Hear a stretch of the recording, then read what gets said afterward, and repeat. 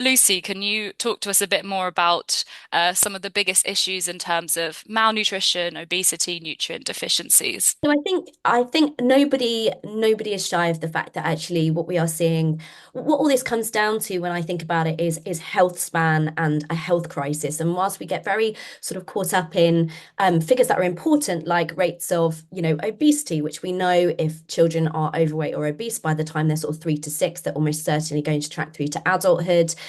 That matters because of health span. That matters because of then how are people growing up and how are our children growing up with, potentially increased risk of things like chronic disease, type 2 diabetes, cardiovascular concerns, but also the other things that brings psychologically. So weight, stigma, and everything else that's tied in with, potentially being in a bigger body size, for example.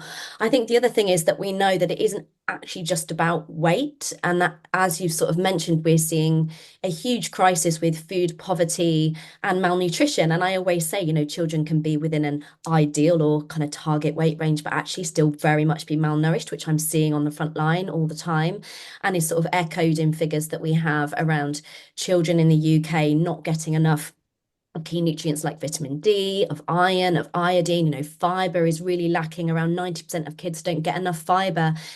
And all of this matters because it affects health for our kids now, but it also affects the health for our children for their life. And as you mentioned, it's really disproportionately also affecting families of sort of lower socioeconomic status. And there is a food poverty like we have never seen it before. So it's a real mixing pot of concern that is sort of, again, stepping back and looking really laterally for families and for children, in terms of what we can do about that.